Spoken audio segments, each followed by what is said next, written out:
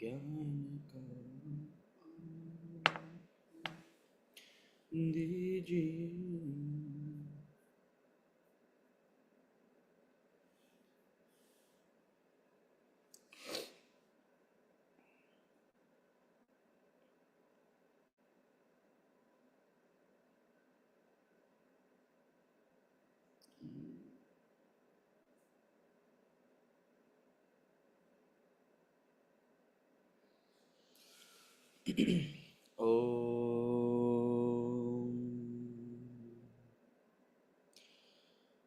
प्रातः स्मरामि हृदि संस्फुरदात्मतत्त्वं सच्चित्सुखं परमहं सगतिं तुरीयं यत्स्वप्नजागरसुषुप्तमवैति नित्यं तद्ब्रह्म निष्कलमहं न च भूतसङ्गः तपोभिक्षीणपापानां शान्तानां वीतरागिणां मुमुक्षूणामपेक्षोऽयम् आत्मबोधो विधीयते बोधोऽन्यसाधनेभ्यो हि साक्षान्मोक्षैकसाधनं पाकस्य वह्निवज्ञानं विना मोक्षो न सिद्ध्यति।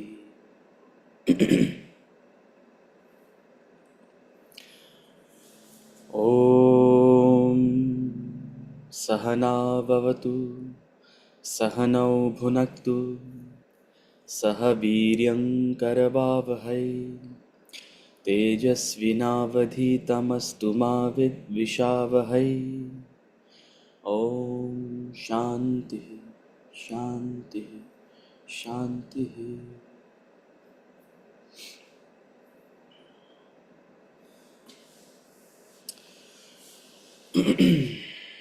हरि ओम।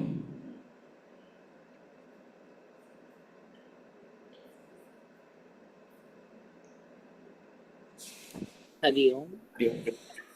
Hari Om Ji. Hari Om. Hari Om. A good day to have a class today. It's Hari Ekadashi. Om, sir. Hari Om. Hari Om, everyone. Hari Om. Hari Om Ji. Hari Om. Okay. A good day to have a class today. It's Ekadashi. One second. Yeah.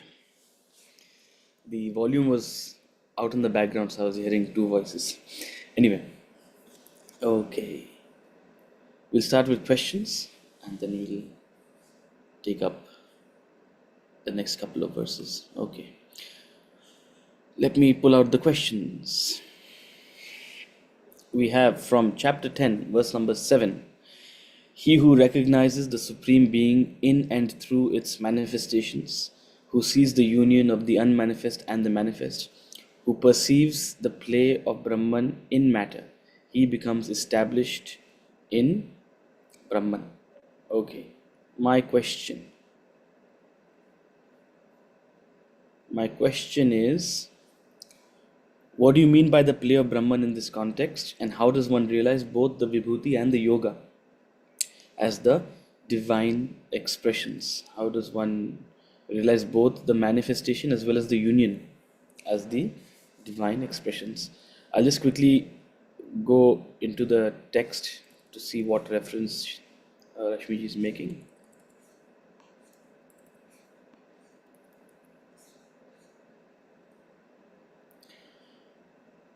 Okay.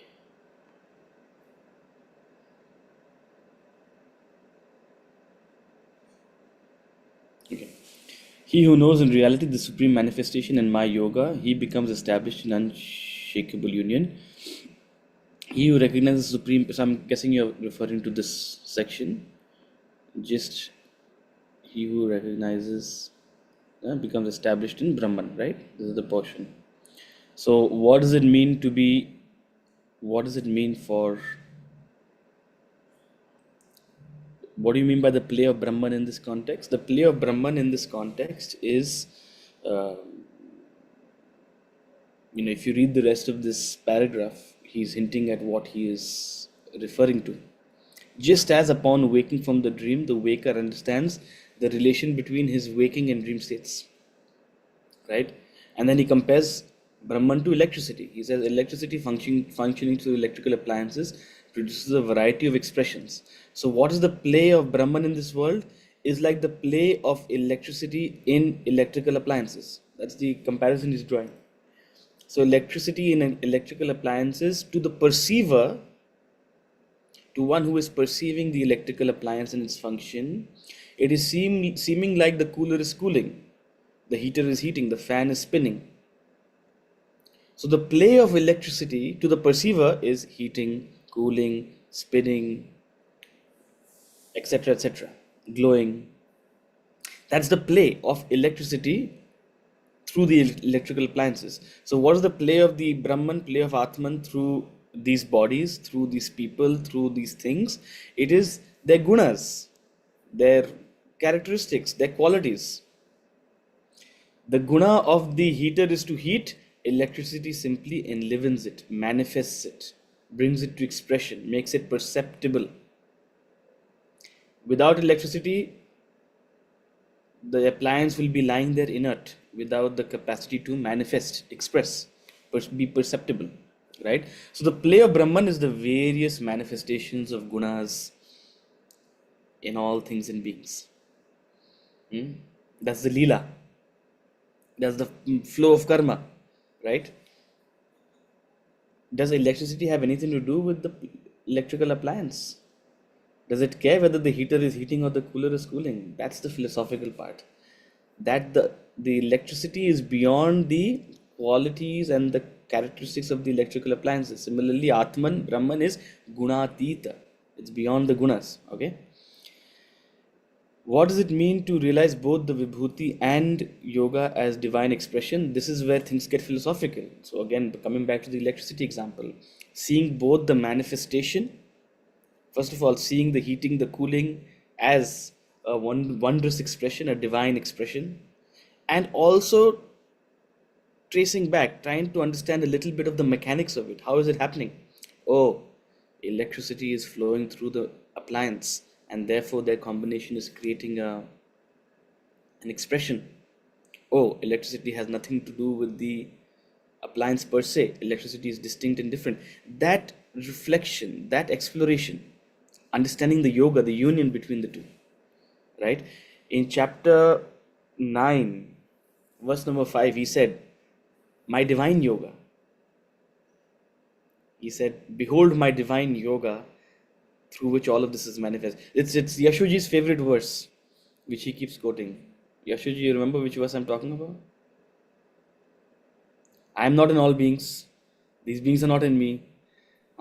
Chapter 9, verse number 5. You must have forgotten, I remember. Where he's trying to talk about illusion. So he uses the term my divine yoga, yoga maishwaram. There he uses the word yoga maishwaram. So one can say that in this context, when he's talking about yoga, he's referring to that yoga. They who know in reality my yoga, this Leela, this Maya, this union which is happening because of Maya. Why is the snake appearing? Because of ignorance.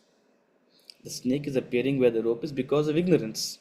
It's a divine concoction. It's Bhagwan jane kaise aaya. Right? But the point is underlying that illusion is ignorance. Similarly, this is the divine yoga, this combination of spirit and matter. This is the divine yoga, combination of electricity and appliance. One who reflects, contemplates upon that and understands the essence of that. He who knows in reality, in tattva, in essence. Right? So your question was, how do you realize? You realize through this reflection, through this meditation. See, how do you know knowledge is actually working in you? How do you know this knowledge is actually piercing into you? You become quieter. You have less and less preconceived notions. You know less. अरे भगवान तो यही है, भगवान तो वही है, भगवान ने तो ऐसा ही किया, भगवान ने तो वैसा ही किया, दुनिया तो ऐसे ही चलती है. No, you realize how little you know. It's more about staying in that state of ascharya bhav. I don't know how it functions. And Bhagwan has told me to just shut up. He's told me to shut everything all. In chapter 6, he says, shut out all external contacts and sit quietly. That's what Bhagwan has told me to do, isn't it? So, how do you realize? Ultimately, you realize only through dhyanam. But to aid that dhyanam, to facilitate that dhyanam, to bring you to a seat of dhyanam, we have given you all these concepts and ideas to chew upon, right? To reflect upon, to tussle with, right? Internal, extrinsic illusion, intrinsic illusion, gunas, vasanas, kalpas, pralayas, mahayugas, all of these things are to stir your contemplation. Okay. Supriya ji is asking, without any desires, I am the pure Atman. Without any desires, I am the pure Atman. Okay. My question is, what is life without desire? Every moment is a tiny desire that puts the body into momentum. These may be just small mechanical desires, but they are desires after all. Is there a difference between desires which lead to reflex actions from other desires? For example, the thirst prompts desire to drink water. Desire can be as insignificant as that. I don't quite understand the term desire. Is there a range of desire? Are we talking about those desires which can be monitored by the buddhi? Please explain. Supriya ji, please be kind to us. 10 questions in one go. Our hair will grow grey by the time we answer all these questions. But let me try. Yes. Let me try. Very good question, very pertinent question. I And just just like I find talked, sorry, no, no, go just ahead. the term desire is very ambiguous in my mind. It's, there's this range of desire, which I don't know which desire we're talking about. Absolutely. No, it's a perfect Yeah. question and it's a very valid question to have. Mm-hmm. Because desire is the mechanics of life. Desire is what thrusts us in a direction, right? True. Whether it's a good or a bad thing, I'm not commenting on that. But you have rightly assessed that yes, desire is what makes you move. Okay. And Yes. the reason why this misunderstanding exists because people have consumed spirituality so superficially that they think spirituality is talking about uh, they have certain an interpretation. Oh, spirituality is letting go of desire. Desire is bad. Desire is the wrong thing. No, that's not what we're trying to say. We're trying to say something subtler than that, right? So before I come to that, let me I try to address your question. And I'm very glad this question has come because just like we talked about buddhi in the class before last, and that was a very practical discussion. This is also very very pertinent and practical discussion which we haven't touched upon for some time. What is a desire? Let's first understand anatomically what is a desire. And here's the definition. A desire is a flow of thought. First and foremost, what is a desire? That's the question. A desire is a flow of thought. Okay. Means there's a stream of thoughts. Okay? Mm-hmm. A desire is a flow of thought from your mind, to the object of the desire. So wherever there's a desire, there's an object of desire. It may be a physical object, it may be an abstract object, it may be animate, it may be inanimate. But there is an object to which that thought is flowing to. So a flow of thought from your mind or you to the object of the desire with the hope of acquiring it and enjoying it. So what's propelling the desire is actually a hope of let me get that. If I get that, I will be happy. If I get that, I will enjoy. Or if I get that, I will be satiated. I need it. Right? So that's the prompt for the desire. So very fundamentally, basically, this is the definition of a desire. A desire is a flow of thought from you to the object of the desire. Right? The very fact that you have a body, as you rightly said, what is life without desire? Life without desire is nothing. No desire, no life. The reason you are born, the reason you have a life is because you have desires. It's very important to understand. Desire comes from thought. Desire is a flow of thought. Where does thought come from? Where does thought emerge from? Vedanta has a name for it. It's called Vasana. Vasana is that seed in you. You can call it unmanifest desire. In other contexts, we also call it unmanifest desire. Vasana is that desire in you which is not manifest yet, which will manifest as you reach a certain stage of life, as you reach a certain environment in life. Vasanas manifest in the right environment. Say, for example, when your physical body grows to a certain age, you start manifesting certain desires. When you're born as a child, you have no desires as such, or you have some very rudimentary desires. The moment you start developing as an individual, your desires come. First, the desires for toys, then the desire for playthings, then the desire for partnership, then the desire for career, then the desire for whatever, endless. So, as the environment changes and as you know, sort of change this state, these desires manifest, but they were already within you, or you have acquired them, right, through some source. They're already within you, they just not manifest. So they are seeds in your personality. They call vasanas. The reason you are born, the reason you are here right now, the reason you are embodied, you have been given this body, is to exhaust your vasanas. Okay. So Okay. desire is essentially the function of this body. The function of this body is to express, manifest desire. The only problem that comes about is that desire by itself has no direction, has no dimension. Means it's a slippery slope. You've been given two wondrous equipments. You've been given two beautiful tools with which to manifest and manage these desires. They call the mind and the intellect. And the intellect. Mhm. Okay. Yeah. Problem is, the mind is easy to use.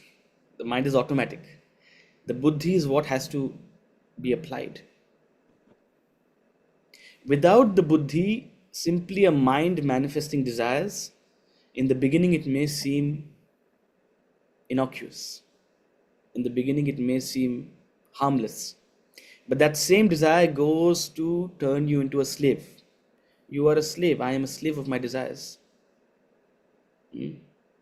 Right.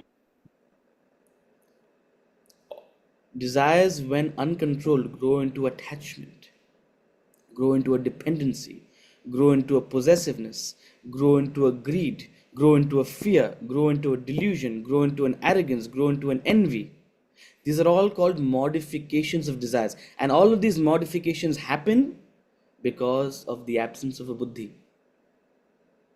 If you have a strong and sharp buddhi to guide your desires, first of all, take a step back. Why do I want that? Why do I need that? Have you ever asked yourself that question?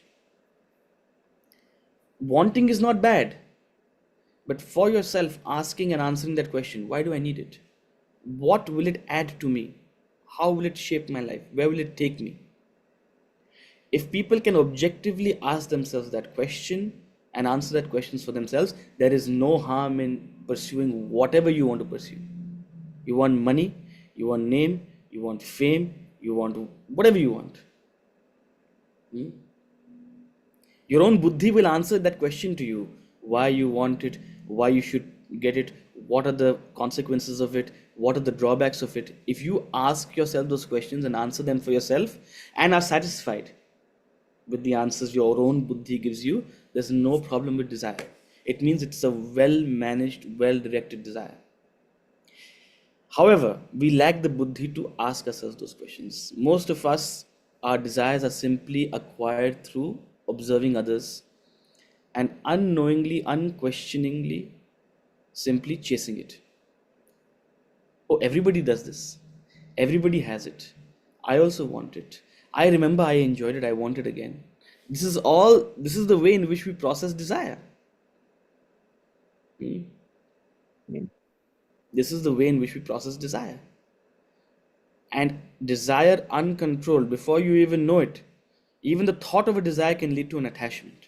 In chapter 2 of the Bhagavad Gita, chapter 2, verse number 62-63, he talks about this beautifully. when your thought falls upon an object, you haven't even acquired it. Your thought simply falls upon it. You start this desire, thought flow. If it is a very strong desire, it can lead to several modifications. It is desire what makes people cross socially acceptable boundaries, commit crimes. Now, the desire is not the problem. The absence of the buddhi is, Buddhi.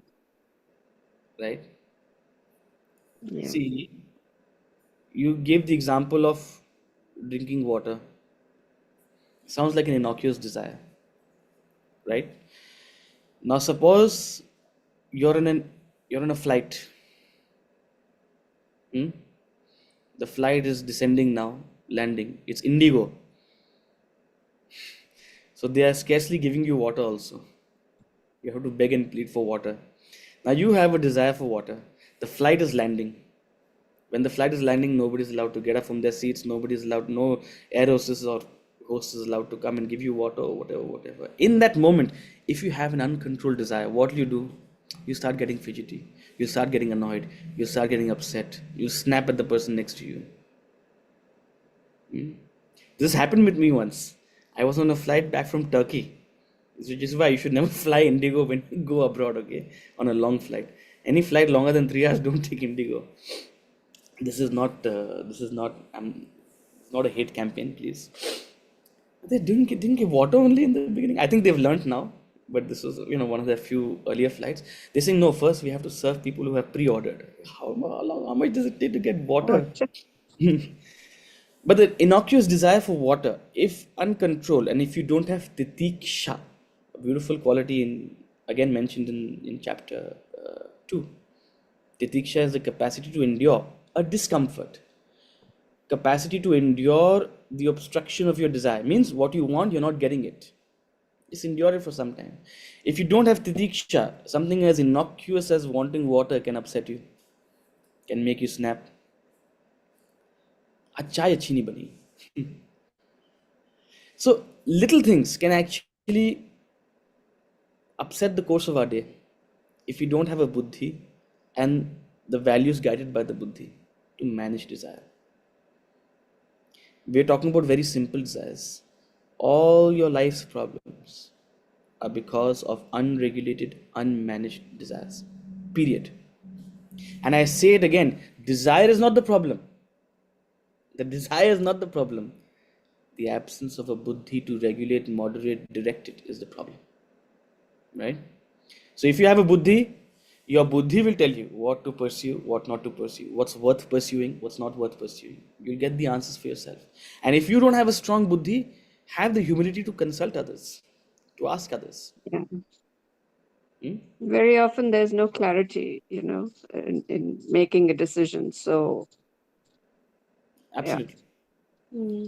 So I hope that addresses, and when someone Absolutely. understands this, it really dismisses a lot of other notions. Oh, desire is bad, desire is evil. No. Uncontrolled desire, unregulated desire, unguided desire is the genesis of the devil. Desire is not the devil. Desire unguided. That's where the devil is born. Got it. Thank you. Okay. Thank you very much.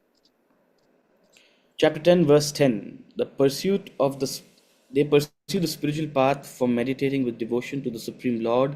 The Lord in turn offers them Buddhi Yoga, the union with the self through the intellect. The question. In this context, it seems that union with the self is possible through the intellect in the way.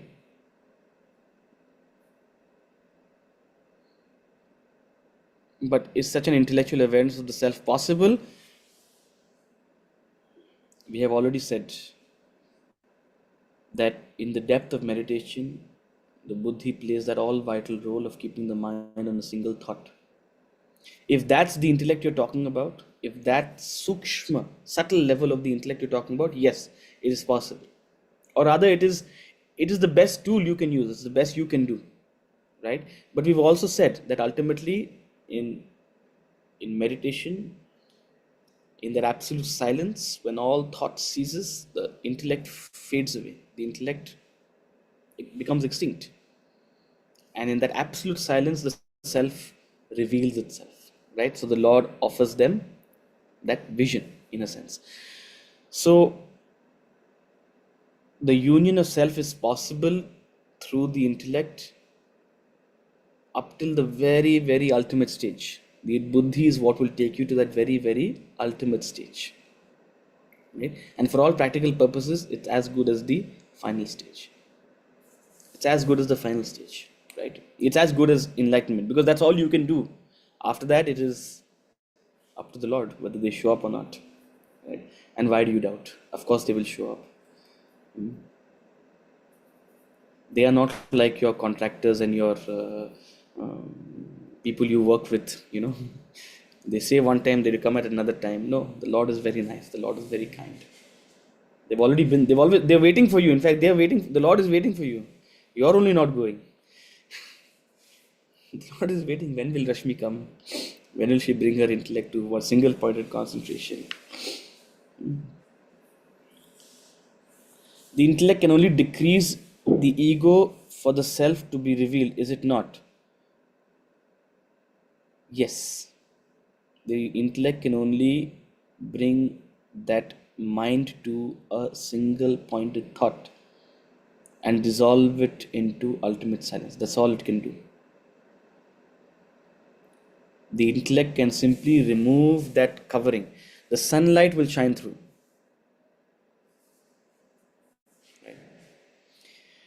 God composes the devotee's mind through compassion in verse number 11. He thus prepares the seeker's head and heart spiritually to let this inner light of consciousness to shine forth. My question, in this context, the use of compassion meaning also through the heart is used. How can this compassion by our Lord be ignited? You don't have to ignite are you doubting the Lord's compassion? You can't. How can you don't have to do anything. The Lord is all compassionate. You don't have to do anything. What did the Lord say in chapter 5, 6? Even the worst of sinners, if they start chanting my name, means Ananya Chinta, even they will be purified. So you're not the worst sinner. The Lord's compassion covers you. There may be one or two people, in this class who may not receive the Lord's compassion. But besides that, everyone does. I'm just joking. Everyone receives the Lord's compassion. So you don't have to ignite the Lord's compassion. What you have to ignite in you is the mumuksha, the desire for seeking the Lord. That's what you have to ignite. Right? See, as I said, the Lord is simply catering to our heart. Our heart wants reassurance. So He's saying, I'll be there. You come, I'll be there. Sir, And you're not standing outside and you're thinking, should I enter this door? When will I enter this door? Okay, let me get older, I'll enter this door. He's standing behind the door. Or she, or it, whatever. We can get the grace of God through the heart or through the intellect. What do you mean by grace of God? This is a better tool. What? Huh? See, there is no better tool. Who's to say better tool? The tool depends on the disease. The medicine You talked depends on the about disease. Right? unqualified people. Sorry? Is it my network? Is it slightly slow? I can't hear Rashmi ji. No, Rashmi ji, right? Yes. Okay. Your network is slow. So I'm beeping again. So basically, what I'm saying is you also spoke about unqualified devotion last time. Mm-hmm. So when I was going through these verses, I felt like here we are talking about the brain, the intellect, and then we are talking about the heart. So is devotion enough to take us there? Or Intellect is not the brain, by the way. Intellect. It's not the intellect. See, Yeah. It's the intellect is not the brain. in chapter 3, he says, he who sees Sankhya and Yoga as different. He who sees Sankhya and Yoga as different is a child. Right? They haven't understood that the purpose of Sankhya and Yoga is the same. Similarly, they who see Bhakti and Jnanam as different haven't got the message. Don't worry about which is the best tool. Start driving. Which is the best car to buy? Are start driving. In the ashram, uh, I love driving. I'm a car Nazi. I like to be in the front wheel. So many days had gone by. I hadn't driven, and then we got a, a chota hathi. You know what a chota hathi is? That small That tempo. small truck. Ah, imagine a chota hathi. Okay, because the front was like a three-wheeler, and there was a huge. So um, it was campus cleanup or something like that, and some things had to be transported from one side of the ashram to another, a lot of stuff. So I was given the keys to the chota hathi, and the pleasure of riding that chota hathi,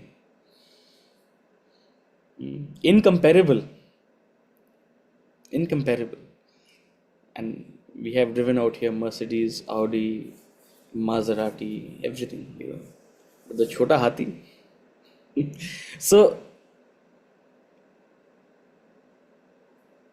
driving is pleasurable regardless of what you're driving, right? Similarly, walking this path, don't worry about which tool is best. Start using the tools. Start using your man buddhi. As we said, depending on your personality, depending on your nature, depending on what kind of person you are, you need these different medicines. Having assessed you for some time, you are a combination, but you are fairly intellectually inclined. So you will need to use your buddhi.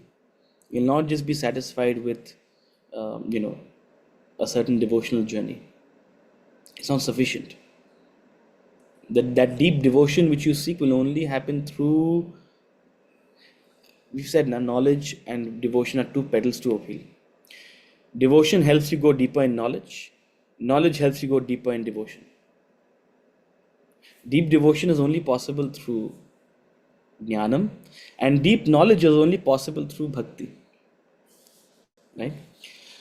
So there's no tussle. Don't get into a tussle. And we think only the mind does devotion. No, the buddhi is an essential tool in devotion. What have we said? Devotion is that awareness of the splash of divinity all around you. What is aware? Who becomes aware? What tool is used for awareness? It's the buddhi. So the buddhi is very much important in devotion as well, not just in jnanam. Right? So don't get into this unnecessary tussle. Which tool is better? Is devotion sufficient, or is knowledge sufficient? If it was sufficient, you would have already got it. We need both. Right? So the knowledge gives a different dimension to bhakti. Like a few years ago, I never knew that bhakti is this awareness of the splash of divinity everywhere. For me, Yeah. it was just doing puja and bhajan. So this knowledge gave me absolutely a different thing to bhakti. Like, what is real bhakti? It is only because of knowledge I understood what is. And the vice versa is also true. What is real knowledge you'll only get when bhakti seeps into you. Otherwise, you'll be debating and you'll be arguing Dvaita, Vishishta, Dvaita, Sankhya, Nyaya, all these things you'll be arguing. You'll be splitting hairs. I just was hearing Swami Chinmayananda. He said, whatever you do, you want to be Dvait, you want to be Advait, you want to be something else, but you do. Indeed. That's what you're telling Rashmi ji. Walk, take up the path, use the tool. Whichever tool turns out to be better, then she'll popularize it. She'll start a new movement. Mano Yoga. So whichever tool, and that's literally how the various sampradayas have come across, because people have walked their path, and there are no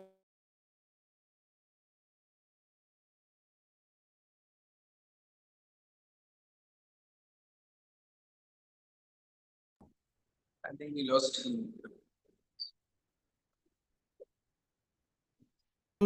Whatever tradition, whatever institution lies there to support you on your journey, but you have to walk your own path. Okay. Ankit, you had a question. Yeah. So, you were talking about asking yourself the question of, why do I have this desire? So, what could be like, answers to that question, which like are sort of acceptable because so many of our desires emanate from, the environment, the present. No, you it's very difficult to ask yourself an answer. Why do you have the desire? I said, why do you want what you want? What is it that you seek through it? That's what I meant. Hmm. Asking that Yeah. analytically, that what is that you'll get out of it? Yeah, because so many Because of so much of desire is just noise. It's just noise from around you. It's a hype. Hmm? Half the 99% of the times when you realize without it you're better off. Uh, the sin and madness of mankind. Yeah, but that's why I'm asking, right? So many of our desires are conditioned by the environment, a lot of desires which exist in 2025, they wouldn't exist in 1925, for example. And then if you sort of analyze it and sort of ask yourself why, nothing is really going to seem like, yeah, you're going to be like, See, I'm not asking you to become all reducing and turn entirely stoic. That's not the. I mean, you may choose to do that. You may realize that yes, what is it that we're chasing? That's also a very sort of philosophical thought. Like, what is it that we're chasing? Like 100 years ago, nobody had any of this, and they got by just fine, right? That's one way to look at. But even if you don't want to be so stoic and so sort of reclusive, but at a very practical level, answering for yourself and being very honest with yourself, also in terms of the pleasure you seek, in terms of the security you seek, in terms of the support you seek, in terms of the power you seek, or the being very honest with yourself as, okay, will this actually get me what I actually am seeking, right? Then you can go into a deeper question of why am I seeking that.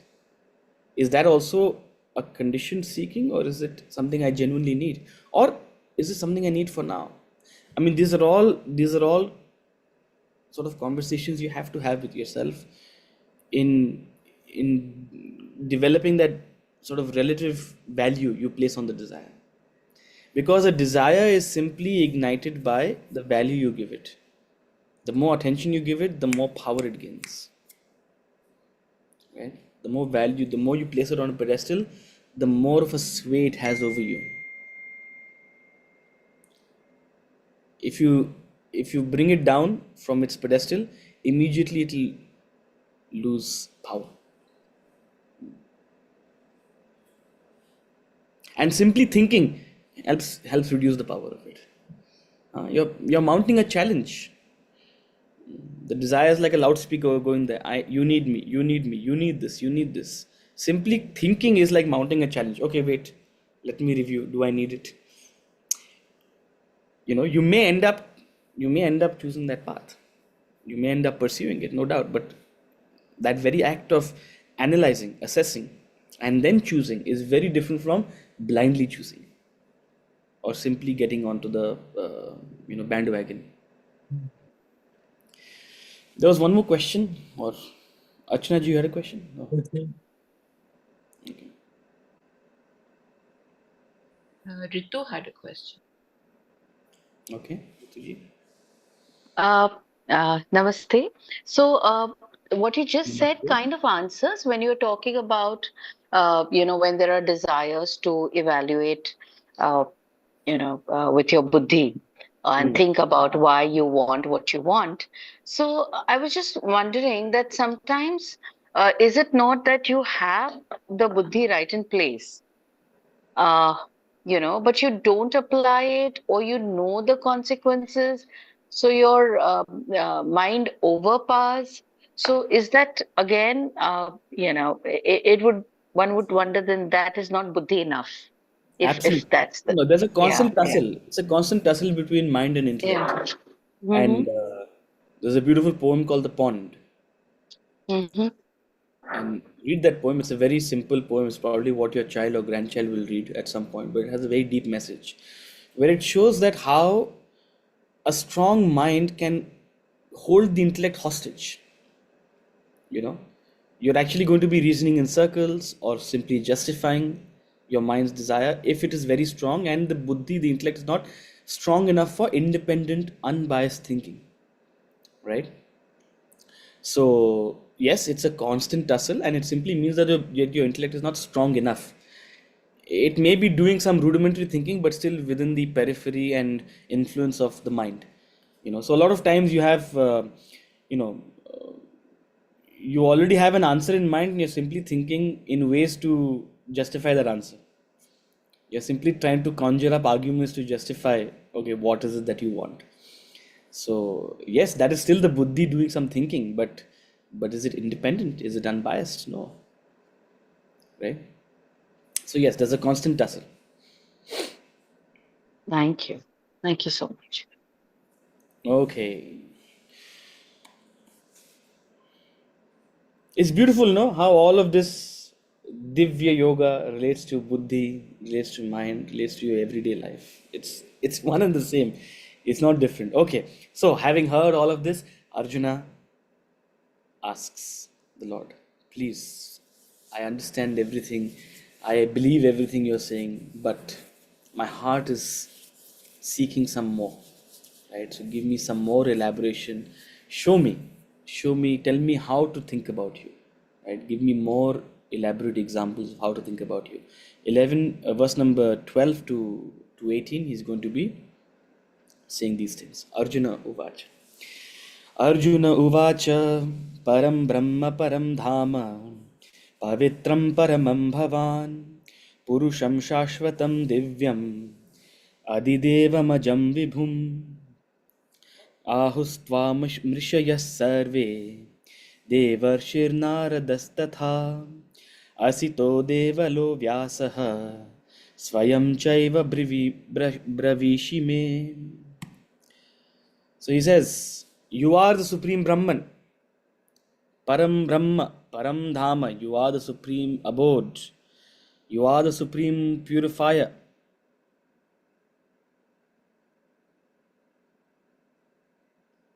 Param Dhama, Pavitram, Paramam, Supreme Purifier. The Purusham Shashvatam, the eternal divine Purusha. Adidevam, the primeval God. Ajam, unborn, all pervading, Vibhum. And all the sages, they acclaim you. All the divine sages, Narada, Asita, Devala, Vyasa. And so do you yourself say to me in these previous chapters. You've also said to me that you are all these things. I believe you. And we'll just take verse number 14 as well. 14 as well together, yeah. Sarvametadritam manye yanmam vadasi keshava naite bhagavan vyaktim vidurdevana danavaha. I regard all this you say to me as true, O Keshava. Verily, O blessed Lord, neither the gods nor the demons know your manifestation. So whatever you are saying to me, I regard them as true. I believe you. I know it. Funny thing is, if he knew it, he wouldn't ask anything further. If he actually knew what is the meaning of Param Brahma, Param Dhama, Purusham Avyayam, all these things, if he actually understood, it would send him into a deep, it would first of all give him clarity and send him into a deeper contemplation. So clearly, when he's saying this, he says, yes, I believe you. Just like right now, you have heard me 10 times speak on this, and okay, there's a sense of faith that you have already developed, and there's some rudimentary intellectual understanding that you have gained about what he's saying about Brahman, about God. Yes, I believe you. I get it. So there is some level of faith, no doubt about it. Is there full understanding? Debatable. Okay. So all the sages, they acclaim you, right? Narada, Asita, Devala, Vyasa. Asita and Devala, these are two names you perhaps are not familiar with. They were sages, very famous sages in the Rig Veda. So if you were to read the Rig Veda, there's some debate about whether they were from the Angirasa tradition or whether they were from the Kashyapa tradition, because elsewhere they say Asita and Devala were actually, well, Asita was a son of Kashyap. I confuse that sometimes. Devala was the son of Vishwamitra. Devala was the son of Vishwamitra, is it? And somewhere else they say that Devala was Asita's son also. So this entire genealogy I don't exactly know, and I don't even know if you need to know. Elsewhere in the Rig Veda, are they from the Kashyapa tradition or from the Angirasa tradition? I don't know. But as the sages say, our names are not important, our knowledge is, right?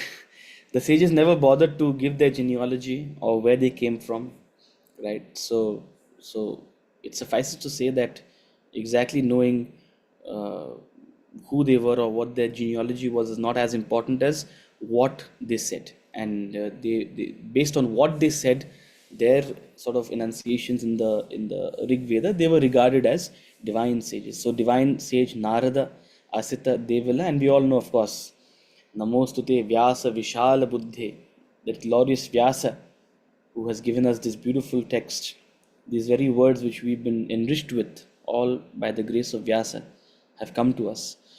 So all these sages acclaim you as the supreme Brahman.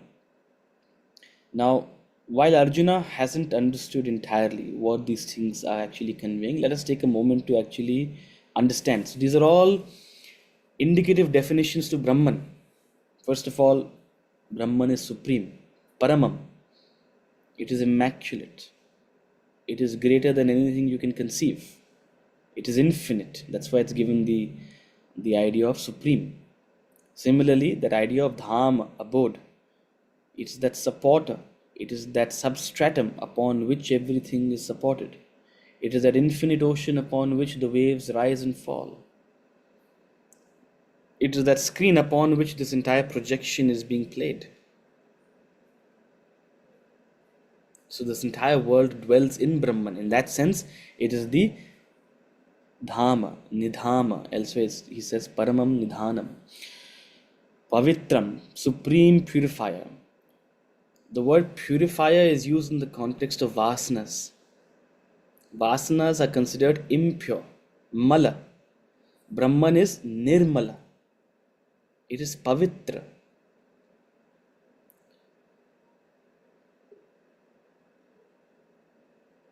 Cleanliness is given a big importance in the spiritual journey. Cleanliness. And as important is outward cleanliness, because without outward cleanliness, what kind of inner cleanliness are you going to talk about? So outer cleanliness means keeping your body clean, keeping your environment clean, keeping your room tidy, keeping your house clean. I still remember once we went to someone's home from the ashram, and very often class members host us. That's how it goes. They host us when there is a program, Swamiji Travels. So we went to someone's house. They're very nice people. But I can tell you that at least the part of their house we stayed in hadn't been cleaned in months. Now you guys will say, oh my God, I'm not ever going to invite these ashram children because they come to my house and then they'll complain about how dirty it is. Now that's not the idea. I don't mean to demean anyone. Right? But consciousness of dirt. And it's quite an art to have a certain discipline and a routine to make sure that your environment is clean. It requires a consciousness, it requires a planning, it requires an awareness. Without that, it will be very difficult to keep your environment clean. Similarly, and one can argue more importantly, is to keep the inner environment clean. Just as outer environment requires an awareness, a consciousness, and a discipline, the inner environment also has to be kept clean with an awareness, with a discipline. What kind of thoughts am I entertaining? What kind of feelings am I entertaining? What desires am I allowing to bloom? Supriyaji, that's the job of the buddhi. What kind of desires am I allowing? If I'm allowing negative thoughts, if I'm allowing negative desires, if I'm allowing pessimistic, degrading, antagonistic thoughts, it is mala. When I'm making sure that my inner constitution is clean, I'm staying nirmala, I'm staying clean. And when I completely remove all thoughts, all vasanas, I am supremely purified. So supreme purification, supreme purifier is that state of being beyond all thought, beyond all vasana. The entire spiritual journey is a path of cleaning yourself of your vasanas, is that path of disassociating yourself with this mala, with this karmic baggage, and turning supremely purified. And you are that. You simply have to realize that. You are pure. You are not this body, you're not the mind, you're not the intellect, you're not your vasanas. You are the Atma. That nirmala gunatita, beyond the gunas, beyond all vasanas. Similarly, the Atman is also, Brahman, Atman has also been associated with light. Light in that sense is a purifier, right? Anything stale or anything that needs some cleaning, cleansing. Sunlight is that powerful force which cleans it, which disinfects it, right? So, knowledge, Atman, Brahman, however you want to view it, is that supreme purifier. Eternal, Shashvatam. We've talked about this before. Brahman transcends time. Brahman precedes time. The Atman precedes birth and death. The Atman was before birth. The Atman will remain after death. This body is subject to birth and death. This Atman is eternal. Purusham, Divyam Purusham, this divine being. It's Divyam, it's divine, it's beyond the gunas. It's mystical. It's beyond this chain of cause and effect. It's something that you cannot conceive. It is divine. It's primeval. Unborn, changeless. Birth and death happen in a scale of time. If you are eternal, if you transcend time, there's no birth. Birth means beginning. If there's no beginning, if there's a beginning, it means it is existing in time. To transcend time means to transcend beginning, to transcend end, to transcend birth. Unborn, aja, all pervading, vibhum, beyond what your intellect can conceive. It is everywhere. It is all pervading. It is in the minutest of minute. It is in the furthest of far things. It is close, it is near, it is far. It is everywhere, all pervading, infinite. So these are all indicative definitions used to help the intellect conceive what is God, what is Brahman. And Arjuna says, I believe you. Yes, I understand. You are all of these things. If your buddhi is not prepared to meditate, if your buddhi is not prepared for deep contemplation, these will remain simply words, and you'll be tired of me saying it, repeating every single time. Yes, Utsavji, we've got it. We've got Supreme Brahman is Supreme Atman is Supreme Abode. Okay. Now you give me some practical tips, please. Isn't it what you tell me half the time? Please give me some practical tips of how to deal with XYZ things. So Arjuna is in that similar state of mind. Yes, I get it, and I totally believe you. It's not that I don't believe you, but my intellect is not capable of that deep contemplation. Right? I regard all of this you say to me as true. Oh blessed Lord, oh great Lord. I know the gods, the demons, the sages, none of them know your manifestation. And further, you have told me that you verily know yourself by yourself. Verse number 15.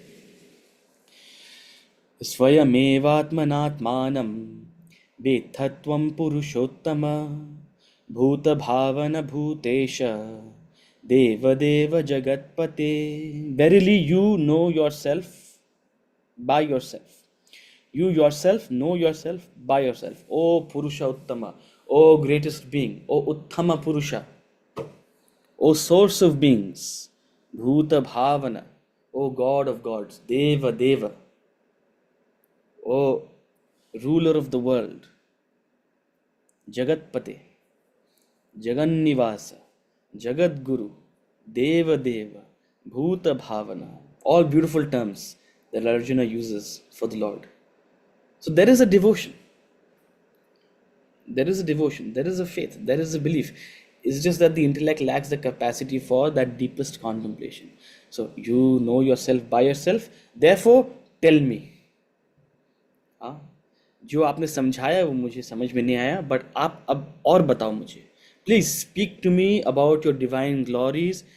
Speak to me about how you pervade this world. Speak to me about these things because they will help me in my meditation. They will help me in relating to you. They will help me in thinking about you. Where the intellect is not able to comprehend, the mind needs an elaboration. The mind, just like a child. See, if you tell a PhD level mathematics student a simple equation, they'll get it.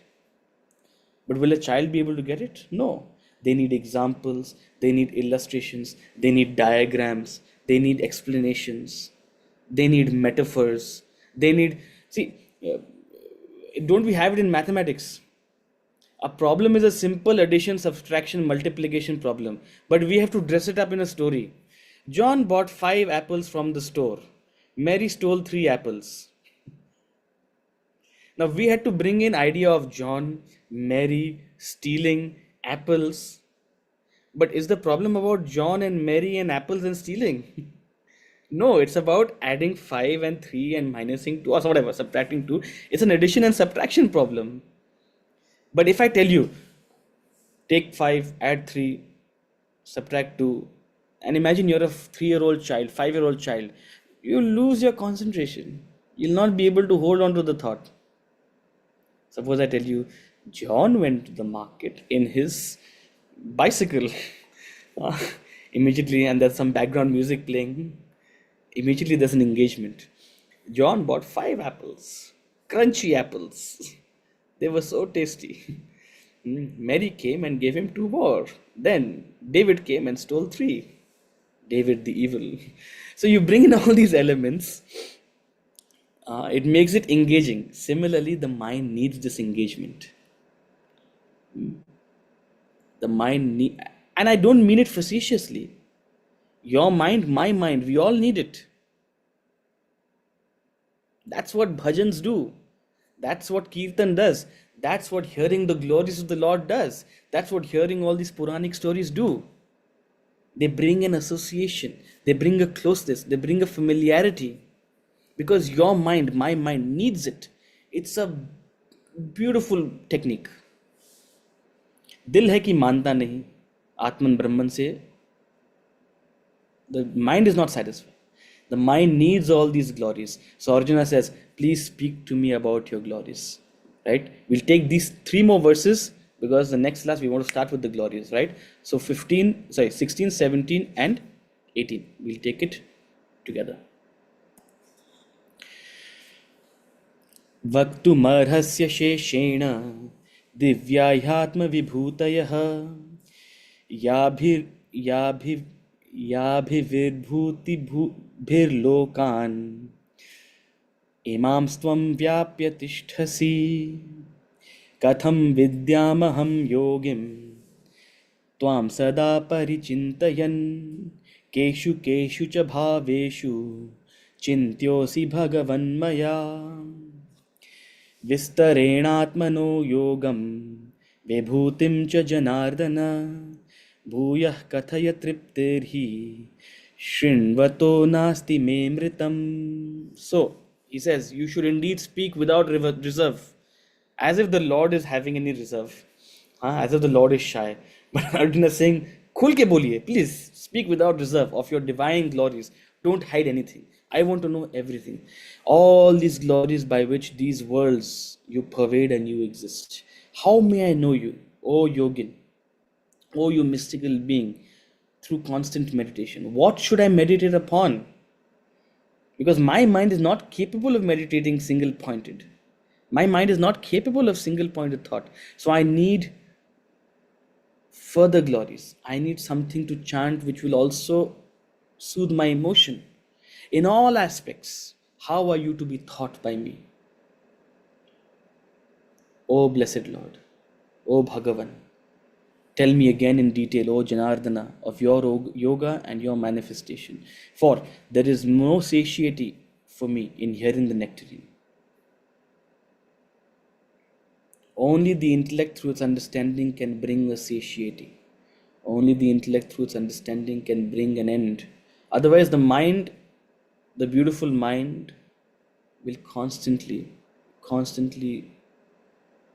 dwell in endless glories. And shouldn't it be so? You never get tired. There's no satiety for me in hearing the nectarine. See, this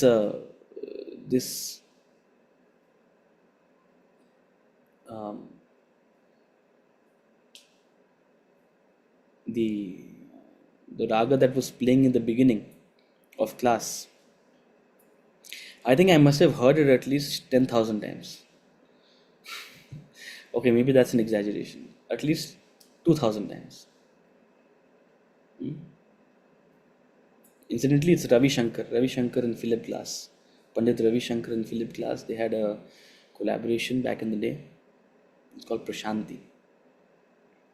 Don't get tired of it.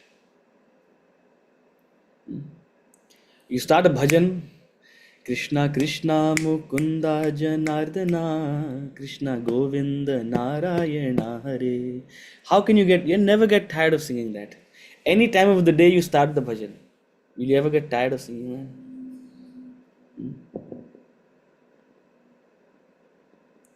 Om Parthaya Pratibodhitam Bhagavatam Narayanena Swayam Vyasena Gratitam Puran Munina Madhye Mahabharatam.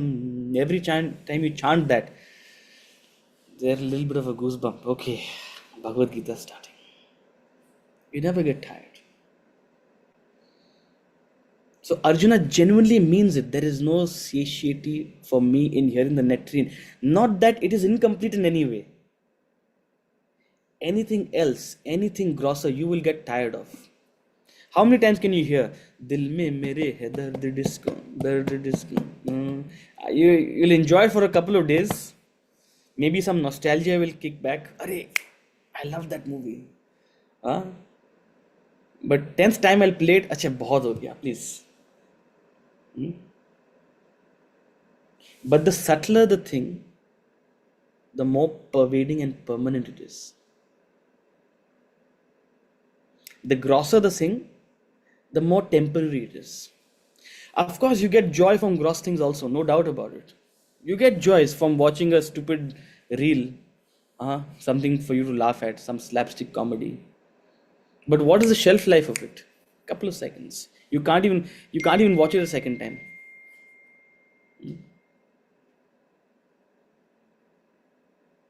But the subtler the thing, the more long lasting its pleasure. So when it comes to the names of the Lord, when it comes to bhajan, kirtan, when it comes to subtle ideas, you can go on and on and on. There's no satiety, there's no tiredness. You never get done with it. So Arjuna genuinely means it. Tell me again and again and again and again. Right? Because each of these things which you tell me, they will help me in my meditations upon you. They will help me in relating to you. They will bring me closer to you. They will help in associating with you. Because my mind needs it. Right?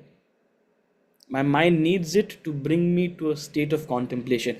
When I am capable of contemplation, everything that you have told me, all the knowledge you have given me will certainly come to use. Atman, Brahman, single pointed concentration, meditation.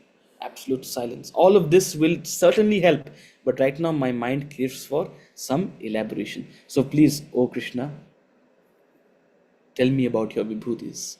And the Lord recognizes this. The Lord understands. Just like any good teacher understands the level of a student, the Lord recognizes. This is what Arjuna needs right now. Okay. So for the next 20 odd verses, he'll talk about his vibhutis. And we'll have some fun covering them. There'll be lots of stories and analogies and descriptions. But we'll take that up in the next class. We'll start with the vibhutis of the Lord from verse number 20. We'll conclude here. Thank you so much. And any quick questions, I'm happy to take it up.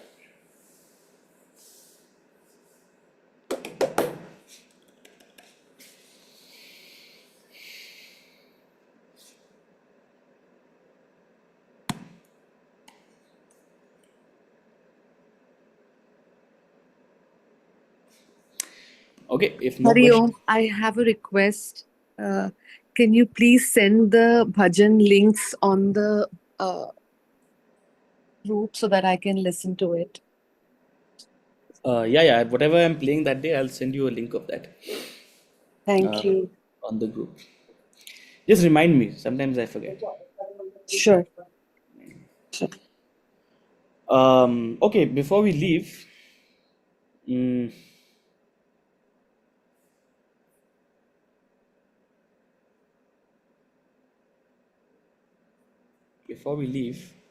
for people in Calcutta,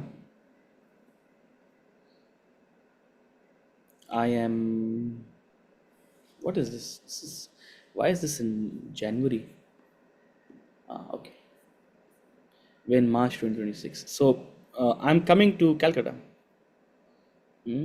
So next Sunday, if you want to have a class, we can have a class in person.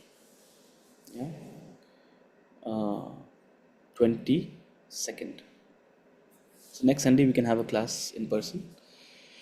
So whoever wants to plan, please go ahead, and we'll see you again on Tuesday in Zoom. So Hari Om, have a good day. Thank you. Hari Om ji. Hari Om. Thank you.